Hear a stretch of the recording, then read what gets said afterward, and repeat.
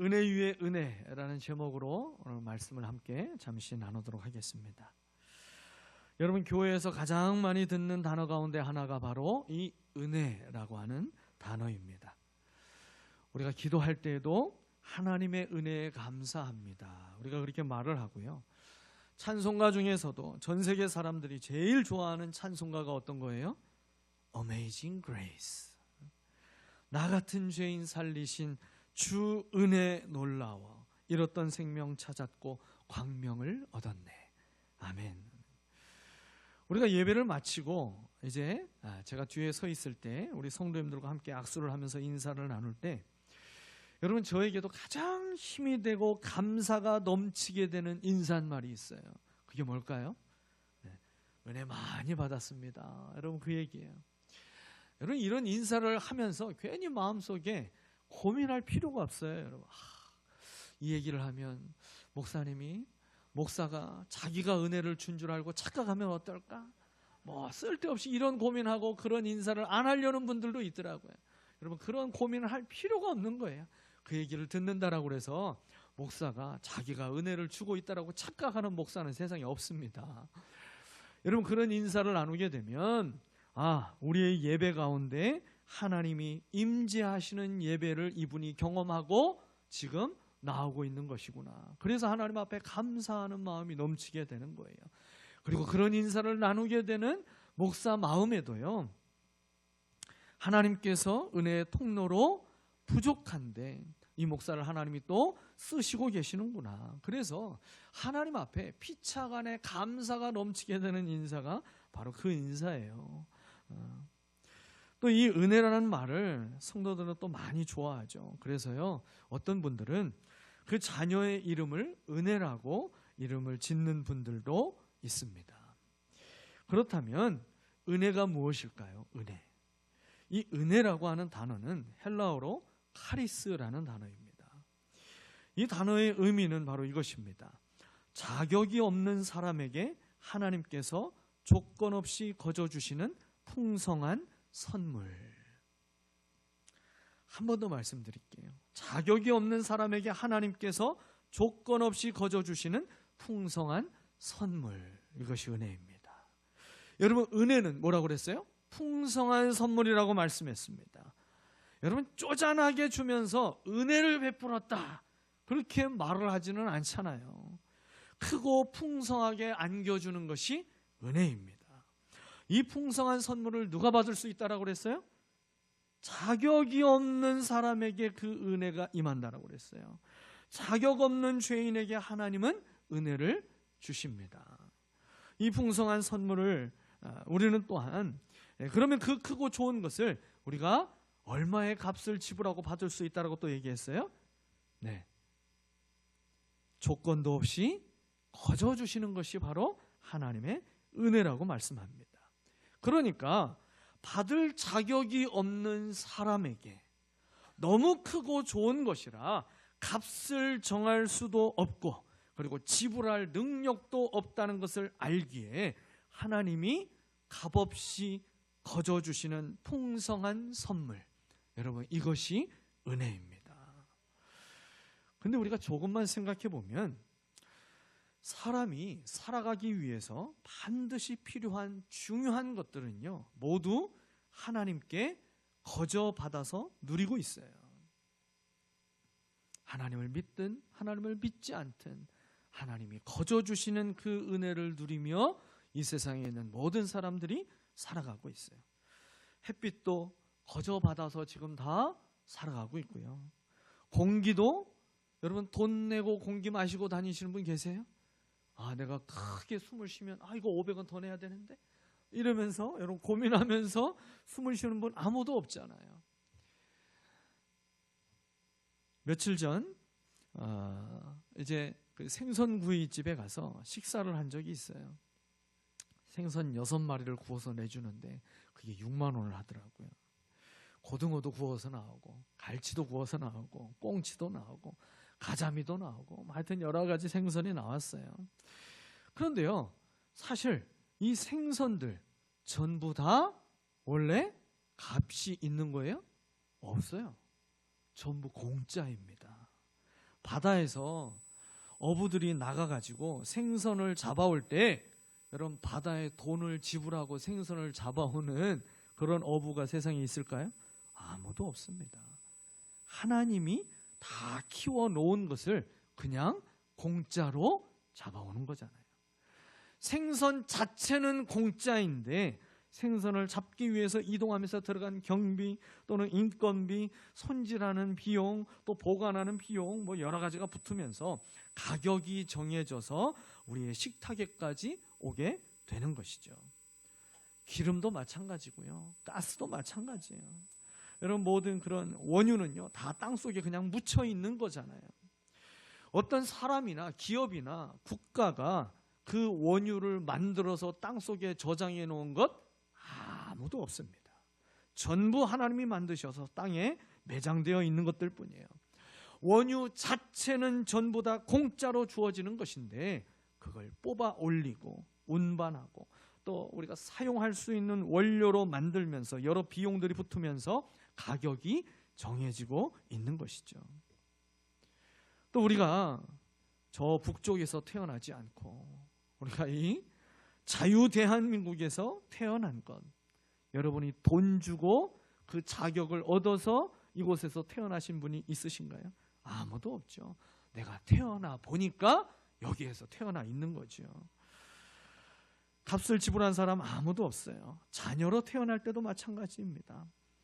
이런 부모님을 만나기 위해서 돈을 지불하고 난 저 부모에게서 태어나야지 하고 그렇게 태어난 사람도 아무도 없어요. 여러분 이 모든 것이 전부 값없이 주어진 하나님의 은혜입니다. 믿음이 더해질수록 한 가지 깨닫게 되는 것이 있어요. 그게 뭐냐면 살아가는 모든 것이 하나님의 은혜라고 하는 사실입니다. 밤새 안녕이라는 말이 있죠. 최근에도 이 장례를 치른 가정이 있었는데요. 여러분 누구나 아침을 당연하게 맞이할 수 있는 것은 아닌 거죠. 아침에 출근했다가 또한 등교했다가 저녁에 당연히 무사히 돌아올 수 있는 것도 아닙니다. 이제 어느덧 한 달이 다 돼가는 것 같습니다. 제가 이제 한 달 전에 병원에 입원해서 그렇게 치료를 받을 때 제 마음에서도 계속해서 떠나지 않고 묵상하며 고백했던 주제도 이 하나님의 은혜였어요. 건강하게 일상을 살고 있을 때에는 이것이 은혜인 줄 모르고 그냥 살아가고 있었다는 것이죠. 그저 당연한 것으로만 여기고 그렇게 살아왔더라고요. 근데 돌아보니 실상은 전부 하나님의 은혜였다라고 하는 그 사실을 참 많이 고백하게 되었어요. 병원에 있으면서 먹고 싶은 것들이 왜 그렇게 갑자기 또 막 생각이 나는지, 여러분 먹고 싶은 메뉴를 마음껏 먹을 수 있는 것, 이건 당연한 게 아니라 은혜였습니다. 또 5인실 병실을 사용을 했는데요, 저녁이 되면요 정말 힘들어하는 환자들이 그 병실 안에도 가득했어요. 특별히 대소변을 보는 일에 있어서도 얼마나 힘들어하는지 몰라요. 여러분 대소변을 편하게 볼 수 있는 것, 이게 당연한 것이 아니라 그것도 은혜였더라고요. 한 손에 바늘이 계속 꽂혀져 있으니까 이 양손을 사용해서 무언가 생활하는 것이 너무 불편하고 특별히 씻는 일을 제대로 못하는 거예요. 그러면서 양손을 사용해서 씻을 수 있고 그리고 생활을 할 수 있다는 것 자체가 이게 은혜였는데 그걸 내가 모르고 살았구나, 그걸 깨닫게 됐어요. 태어나고 나서도 마찬가지죠.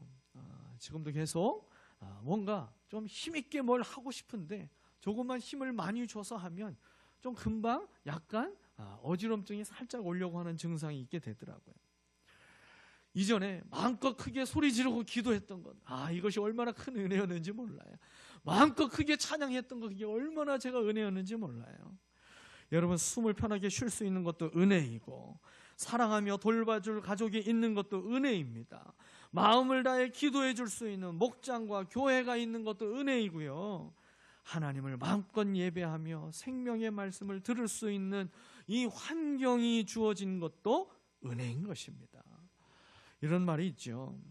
기적을 기대하는 사람은 기적을 보지 못하지만 은혜를 아는 사람은 매일을 기적 속에서 살아간다.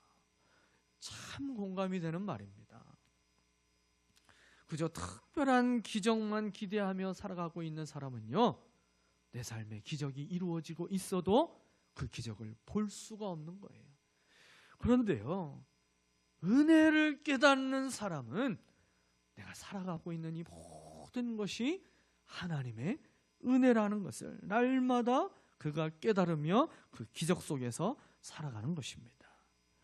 여러분, 우리가 인생을 살아가며 특별한 기적을 경험하면요, 그 기적을 경험하기 전과 기적을 경험한 후의 삶이 반드시 차이가 나게 돼 있어요. 가장 큰 차이가 무엇입니까? 감사가 풍성해지더라는 거예요. 매일이 하나님이 베풀어 주신 기적의 연속으로 깨달아지면 여러분, 범사에 감사하는 삶이 가능해지지 않을까요? 감사가 가득한 인생이 행복한 인생입니다. 돈이 많은 것이 행복한 인생이 아니고요, 내 몸이 건강해져야만 행복한 인생이 되는 것이 아니라 내가 어떠한 환경에 처할지라도 그 속에서 감사를 고백할 수 있는 인생이 행복한 인생인 거예요. 하나님은 저와 여러분이 감사의 고백이 풍성한 행복한 인생이 되기를 원하십니다. 그런데 행복한 인생은 행복을 쫓아가야 이루어지는 것이 아니더라고요. 겸손한 믿음으로 하나님의 은혜를 깨닫게 될 때 행복은 내가 구하지 않아도 자연스럽게 내 삶에 채워져 있는 것을 발견하게 되는 것, 이것이 하나님의 은혜 안에 머물러 살아가고 있는 사람에게 주시는 놀라운 축복인 것입니다. 사도 요한은 이 신앙의 비밀을 크게 깨달았어요. 사도 요한은 16절에서 아주 특별한 표현으로 하나님의 은혜를 고백합니다. 16절 말씀, 우리 다시 한번 다 같이 읽어볼까요? 우리는 모두 그의 충만함에서 선물을 받되. 아멘. 이 은혜를 더하여 받았다, 이 말씀을요, 개역 성경으로 보게 되니까 은혜 위에 은혜로라 그랬어요. 은혜 위에 은혜. 여러분, 이것은 은혜가 한 번만 임해서는 안 된다라는 것이죠. 은혜가 사라지기 전에 은혜가 더해지게 돼서, 그래서 이 은혜가 충만해지는 상태가 되는 것, 여러분, 이것이 은혜 위에 은혜입니다. 이것을요, 좀 더 쉽게 우리가 이해하려면 파도를 한번 연상해 보면 더 쉽게 이해가 될 것입니다. 여러분, 파도가 어떻게 계속해서 바다에서 치고 있습니까? 여러분, 파도는 밀려오는 그 바닷물이 완전히 바다까지 내려가기 전에 다음에 밀려오고 있는 그 바닷물이 계속해서 출렁이고 있는 거잖아요. 그게 파도이잖아요, 파도. 그런데요, 가끔 큰 파도가 밀려올 때가 있어요. 그래서 내가 생각했던 것보다도 물이 더 훨씬 많이 올라올 때가 있죠. 여러분, 그럴 때 자세히 보게 되면 파도 위에 파도가 더해져서 그 바닷물이 더 많이 그렇게 올라오게 되는 모습을 우리가 보게 되죠. 이 은혜 위에 은혜라는 것, 이것이요, 파도 위에 파도가 더해지듯이 은혜로 모든 것을 더 덮게 되고, 그리고 은혜로 모든 삶의 문제를 이기는 그 하나님의 능력을 경험하는 비결이 바로 이 은혜 위에 은혜라는 것입니다. 여러분, 이 은혜 위에 은혜가 저와 여러분에게 필요합니다. 우리 가정에 필요하고요, 목장과 교회에 필요한 것이에요. 그리고 무엇보다도 지금 이 시대 사랑하는 우리 대한민국에 너무나도 절실하게 필요한 것이 바로 이 은혜 위에 은혜입니다. 하나님의 은혜는요, 과거의 기억 속에 존재하는 사건으로 끝나서는 안 되는 것입니다. 이렇게 이야기하는 분들이 있어요. 아유, 한때는 나도 큰 은혜를 받았었습니다. 얼마나 오래됐는지 썼습니다. 아유, 목사님, 저도요, 청년 때에는 은혜가 충만했었어요. 젊은 시절 저도 은혜 받고요, 특별한 은사가 저한테 있어가지고 저도 기적을 경험했던 사람이었어요. 여러분, 이런 고백을 하시는 성도들이 종종 있죠. 그런데요, 여러분, 성도는요, 은혜의 사건을 기억하며 사는 존재가 성도가 아닌 것입니다. 하나님이 인정하시는 성도는요, 날마다 은혜 안에 머물며 사는 존재가 성도인 줄 믿습니다. 사도 요한이 믿음을 지키기 위해서 고난과 핍박을 당하면서도 그가 날마다 견디고 이겨낼 수 있었던 이유는요, 이 사도 요한에게 은혜 위에 은혜가 있었기 때문입니다. 자신의 믿음을 지킬 뿐 아니라 모든 믿는 자들을 그는 붙들어주며 일으켜 세워줄 수 있는 그 힘과 능력이 어디에서 왔는가? 바로 이 은혜 위에 은혜가 그에게 임했기 때문이에요. 사도 요한이 90이 넘은 나이에 밤모섬에 유배되어서 계시록의 말씀을 기록할 수 있었던 것도 그에게 은혜 위에 은혜가 있었기 때문입니다. 오늘 저와 여러분에게 필요한 것, 바로 이 은혜 위에 은혜입니다. 우리 자신의 믿음을 지키고요, 연약한 지체들을 도와서 일으켜 세워주고, 믿음에서 떠나 있는 우리의 자녀들의 믿음을 붙잡아서 일으켜 세워주고, 우리에게 주신 그 사명을 끝까지 완주하며 감당하기 위해서 사도 요한에게 매일 임하였던 그 은혜 위에 은혜가 저와 여러분에게 필요한 것입니다. 그렇다면 은혜 위에 은혜가 더해지는 삶은 어떻게 가능할까요? 사도 요한은 하나님의 은혜가 임하게 되는 통로가 무엇인지 먼저 우리에게 가르쳐주고 있어요. 하나님의 은혜가 임하게 되는 통로는요, 오직 하나, 예수 그리스도입니다. 예수 그리스도만이 하나님께 나아갈 수 있는 길이 되고 하나님께 들어갈 수 있는 문이 된다라고 성경은 우리에게 말씀합니다. 여러분, 예수 그리스도라고 하는 그 길과 문이 아니고서는 하나님의 은혜는 우리에게 임할 수가 없습니다. 본문 말씀은 우리에게 하나님의 은혜가 충만하게 임하기 위하여서 예수님에 대한 두 가지 믿음이 우리에게 필요하다라고 가르쳐 줍니다. 그 첫 번째는 예수 그리스도가 하나님이심을 믿어야 된다라는 거예요. 너무 당연한 말 같은데도 이 믿음에 이르지 못하고 있는 성도들이 생각보다 많이 있습니다. 예수 그리스도는 하나님이십니다.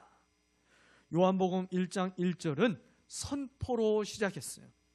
창세기 1장 1절 말씀과 같이 태초에 하나님이 천지를 창조하셨느니라, 이 말씀과 같이요, 선포로 시작하고 있어요. 여러분, 태초에 하나님이 천지를 창조하셨다는 것, 이것은 이해를 구할 수 있는 일이 아닌 것입니다. 설득을 요구하는 일이 아닌 거예요. 이건 그냥 하나님이 그렇게 하셨기에 하나님이 하셨다라고 선포하면 되는 것이죠. 요한복음 1장 1절도 선포합니다. 태초에 말씀이 계셨다. 그 말씀은 하나님과 함께 계셨다. 그 말씀은 하나님이셨다. 말씀이 바로 하나님이시라고 말씀하고 있고요. 이 놀라운 선포를 하고 나서 오늘 본문 14절에서는 그 하나님이신 말씀이 육신이 되어 오신 분이 바로 예수 그리스도라고 하는 이 놀라운 비밀을 우리에게 가르쳐 줍니다. 그러니까 하나님과 말씀과 그리고 예수님이 모두 동일하다라는 것을 분명하게 선언하고 있어요.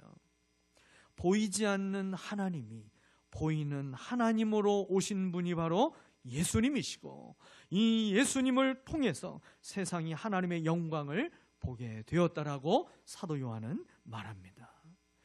예수님이 하나님이심을 믿게 된다면요, 예수님의 생애와 그리고 예수님이 살으셨던 그 공생애에서 있었던 모든 기적의 사건들 중에 우리가 믿지 못할 일은 단 하나도 없게 되는 거예요.